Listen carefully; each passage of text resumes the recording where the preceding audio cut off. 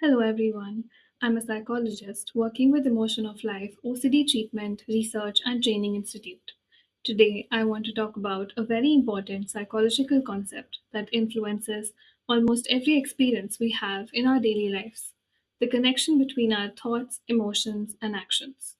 Even though this process happens very quickly in our mind, understanding it can bring a lot of clarity and relief, especially for individuals struggling with intrusive thoughts or conditions like obsessive compulsive disorder, commonly known as OCD. Every experience follows a pattern. In simple terms, most experiences follow a three-step pattern. First, a thought appears, then, an emotion arises, and finally, we take an action. This entire cycle can happen within seconds. For example, imagine you send a message to someone and they don't reply for several hours. One person might think, maybe they're busy. That thought leads to a calm emotion. Another person might think, they're ignoring me. That thought may lead to feelings of anxiety, hurt, or anger. The situation is exactly the same. The message was not replied to, but the thought attached to the situation changes the emotional experience. In an ideal situation, our internal experiences moves us towards feelings like peace, satisfaction, confidence, and a sense of achievement. However, problems start when every thought that appears in the mind is automatically accepted as a fact. When that happens, emotions become intense and actions become reactive rather than thoughtful. People may start experiencing distress, self doubt, overthinking, or repetitive mental loops. This is particularly common in people dealing with intrusive thoughts.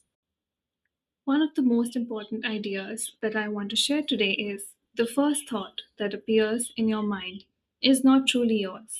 It is usually the result of conditioning. It comes from years of learning, exposure, cultural influences, and repeated experiences. Because of this, the mind can sometimes produce thoughts that feel strange, disturbing, or completely opposite to who we believe we are. This is especially visible in OCD, when intrusive thoughts can appear automatically and feel very personal or alarming, even though they are not intentional. Having such thoughts does not mean you want them, believe them, or agree with them. They are simply mental events that appear automatically. But here is the important part. What actually shapes our life is not the first thought, it is the second thought. The second thought is the moment where awareness appears. It is the small gap where you decide, do I react automatically or do I respond consciously? This is the moment where you choose whether to follow the impulse or to override it. Many people never notice this gap. They simply believe this is how I am. But often it is not who they truly are. It is simply conditioning that has been repeated for years.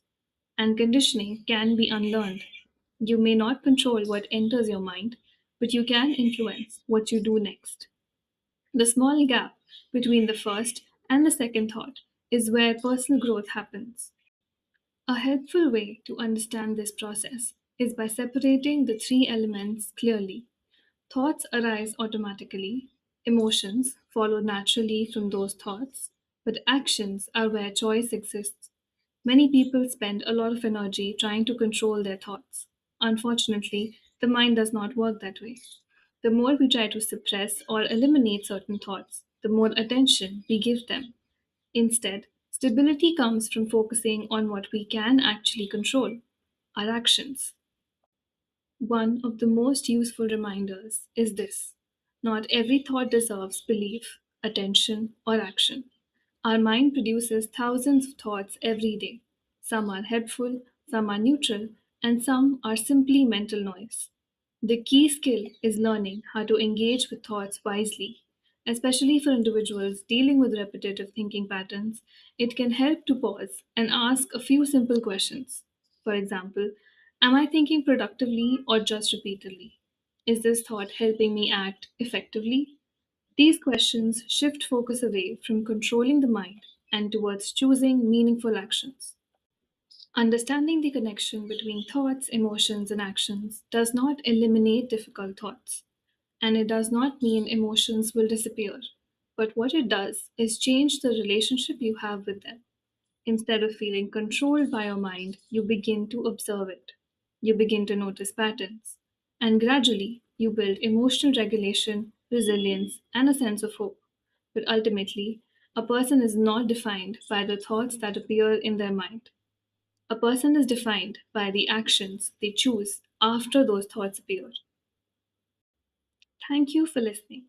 If you found this explanation helpful, feel free to share it with someone who might benefit from understanding how the mind works.